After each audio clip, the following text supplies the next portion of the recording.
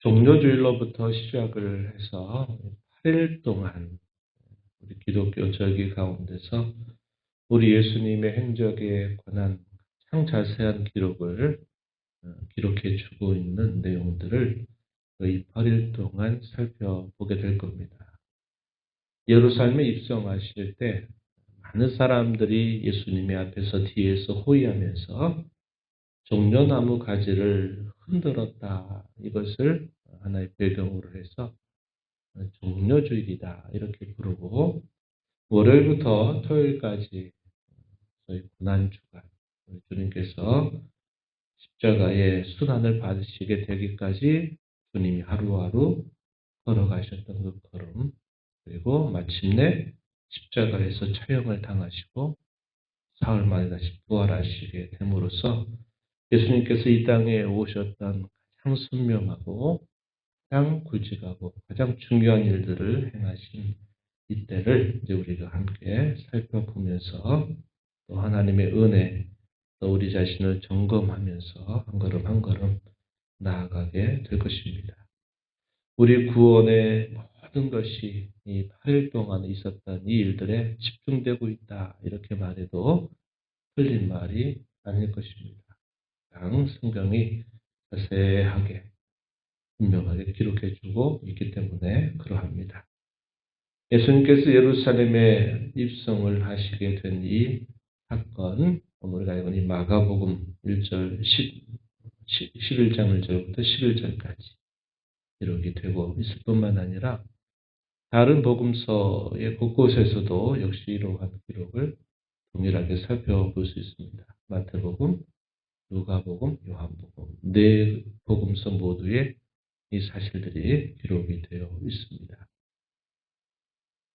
예수님께서 어느 날 이 감람산 벳박에 베다니 가까이 찾아오셨을 때 두 명의 제자를 불러서 맞은편 마을로 가서 어린 나귀를 끌고 오라 말씀을 하십니다. 만약에 왜 이렇게 하느냐라고 누가 묻거든 주가 쓰시겠다 이렇게 말하면 그들이 즉시 보내줄 것이다. 이렇게 예수님 말씀하시면서 두 명의 제자를 보내십니다. 예수님께서 하셨던 그 말씀대로 두 명의 제자가 그대로 응하게 될 때 아무런 대꾸 없이 그 일에 대하여 허락하는 일이 있게 됩니다. 신기한 일이죠. 이러한 일이 일어나게 되고 예수님께서는 이 끌고 온 이 나귀를 타시고서 이제 예루살렘으로 올라가시게 되는데 예수님이 가는 곳곳마다 항상 많은 사람들이 무리지어서 따라다니게 된 것처럼 예수님이 어린 나귀를 타고 예루살렘에 입성하시게 될 때 수많은 사람들이 예수님이 올라가시는 그 걸음에 앞에서 뒤에서 따르면서 호위하고 찬송하는 내용들을 계속 함께 하게 됩니다. 제자들은 자기들이 입었던 그 겉옷을 나귀의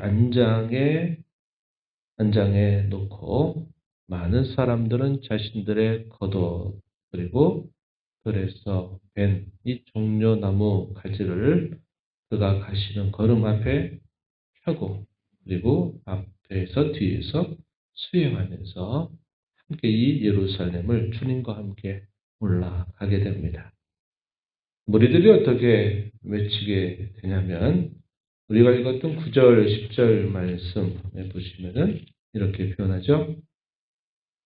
호산나 찬송하리로다 주 이름으로 오시는 이여 찬송하리로다 오늘 우리 조상 다윗의 나라여 가장 높은 곳에서 호산나 하더라.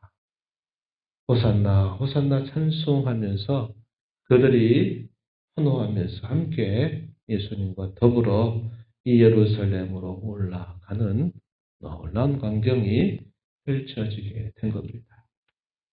누가 약속이라도 한 듯이 이러한 일이 이루어지게 된 것입니다. 이렇게 된 데에는 여러 가지의 조건들이 함께 맞물어져 있어요. 가장 우선적인 것은 뭐냐면 이미 구약의 선지자로 말미암아 이러한 일이 있게 될 것을 분명히 예언하고 있다 하는 겁니다. 어디 예언이 되느냐? 시편 118편 25절과 26절에 보면요. 예언이 되어 있습니다. 이렇게 표현합니다. 한번 들어보세요. 여호와여 구하옵나니 이제 구원하소서. 이 말을 다르게 말하면 호산나라는 말입니다. 여호와여 우리가 구하옵나니 이제 형통하게 하소서. 여호와의 이름으로 오는 자가 복이 있으며 우리가 여호와의 집에서 너희를 축복하였도다. 예루살렘 성전이 있는 곳으로 올라가시는 그 주님을 향하여 복되라 호산나 호산나 하며 찬송을 드리게 되고 여호와의 집에서 축복한다. 예루살렘으로 올라가는 그 예수님의 그 행보에 대하여 많은 사람들이 축복하게 된다. 이렇게 예언했던 말씀대로 이루어진 일임을 보게 되죠. 또 왜 예수님이 그 많은 가족들 가운데서 왜 말을 탄 것도 아니고 나귀를 타셨느냐 하는 것도 이미 옛적에 예언되었던 말씀이었습니다. 스가랴 선지자를 통해서 예언하신 말씀인데 스가랴서 9장 9절 말씀에 보면요. 시온에 따라 크게 기뻐할지어다. 예루살렘에 따라 즐거이 부를지어다. 보라 내 왕이 내게 임하시나니 그는 공의로우시며 구원을 베푸시며 겸손하여서 나귀를 타시나니 나귀의 작은 것 곧 나귀 새끼니라. 이렇게 예언했던 것처럼 예수님이 예루살렘에 올라가실 때 뭘 타고 올라가시고 또 그 광경 가운데 사람들이 어떻게 반응할 것인가에 대하여 매우 구체적으로 예언했던 이 말씀에 따라서 그러한 일이 일어나게 되었다 하는 겁니다. 또 우리가 아는 바와 같이 예수님께서는 내가 예루살렘으로 올라간다 하는 말씀을 몇 차례 제자들에게 그리고 예수님을 따르는 사람들에게 말씀하신 바가 있었죠. 적어도 공식적으로 말씀하신 게 3번입니다.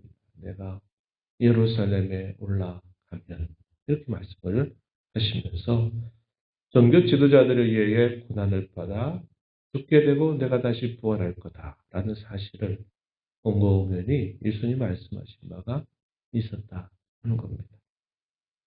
또 많은 사람들은 또 어떻게 했느냐.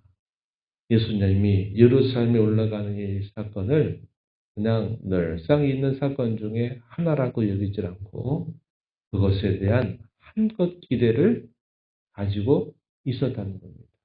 성경의 예언, 예수님의 몇 번의 공식적인 예고, 그리고 사람들의 간절한 기대와 열망이 이제 이루어진다. 이러한 그들의 기대가 하나로 어우러지게 되면서 이런 놀라운 광경이 묘사가 되었다 하는 것입니다. 우리가 읽었던 이 9절, 10절, 특별히 10절에 보면은 뭐라고 말합니까? 오는 우리 조상 다윗의 나라여 이렇게 표현합니다. 다윗의 나라여. 이게 뭘 말하냐면 메시아의 왕국을 말하는 겁니다. 메시아께서 이루실 그 나라에 대한 한껏 기대를 그들이 가지고 있었다는 것을 우리가 알게 되는 대목입니다. 누가복음 19장 11절 말씀에서는 또 이렇게 말합니다. 그들은 당장에 하나님의 나라가 나타날 줄로 기대했다, 생각했다라고 말합니다.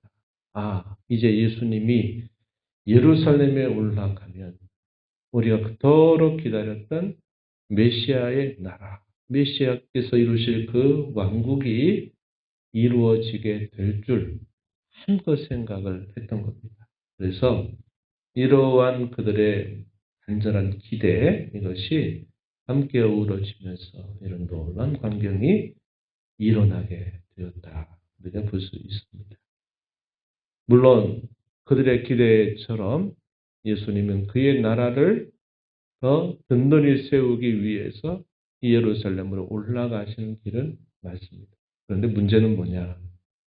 자신들이 기대하고 생각하고 있는 그런 나라가 아니었다는 겁니다.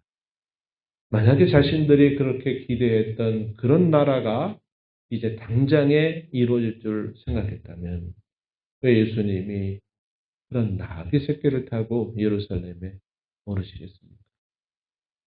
마치 로마의 군인들이 전쟁에 나가서 승리해서 돌아올 때 우리 옛날에 뭐 올림픽 같은 거 하면 카퍼레이드 같은 거 있잖아요. 선수들 환영한다고 국민들이 모여있고 카로 자동차로 해서 선수들을 태워서 막 환호하고 축하해주는 그런 일을 해야죠. 로마의 개선 장군이 승리하여 입성하는 그런 모습을 한껏 해야 되죠. 그런데 예수님은 어떻게 하셨습니까? 그런 개선 장군의 입성이 아니라 나귀 새끼, 그것도 아주 어린 나귀 새끼를 타고 예루살렘으로 올라가시는 겁니다.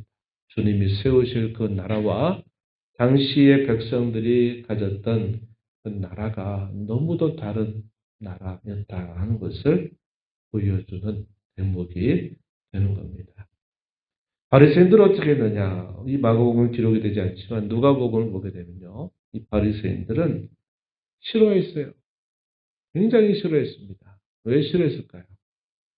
어떻게든지 대제사장과 결탁을 해서 저 나사렛 예수를 처형해야 되겠는데, 그를 죽여야 되겠는데, 우리의 종교의 근간을 다 흔들어대는 저 사람이 빨리 사라져야 되는데, 국민들이 그 예수님에 대하여 환호하고 찬송하는 걸 들으니까 기분 좋을 리 없죠. 못하게 만류를 하게 되는 사건이 따라오게 됩니다. 그때 우리 예수님 대답하시죠. 만약에 이 사람들이 잠잠하게 된다면 돌들이 소리를 지르게 될 것이다. 이렇게 말씀을 하시게 됩니다. 적지 않은 시간에 예수님은 시간 동안 예루살렘에 올라가시게 되고 제자들도 사람들도 함께 그 예루살렘으로 들어가게 됩니다. 예루살렘에 있는 성전을 둘러보시고 나서 제자들을 데리고서 예루살렘 부근 가까운 동네 베다니로 다시 나오시게 됩니다. 그리고 나서 예수님이 하신 일이 뭐냐? 역시 누가복음에 보면 이렇게 표현되어 있어요.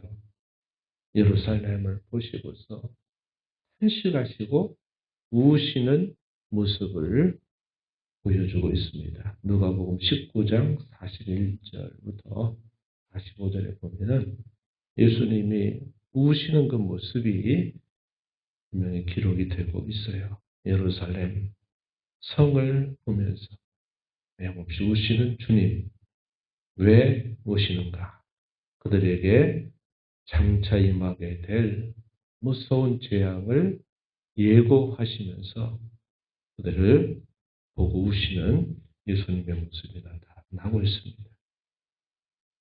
온 백성들은 환영하고 환호하고 기뻐하는데 예수님은 그것을 바라보면서 하염없이 우시며 탄식하심을 보여주고 있는 것이죠.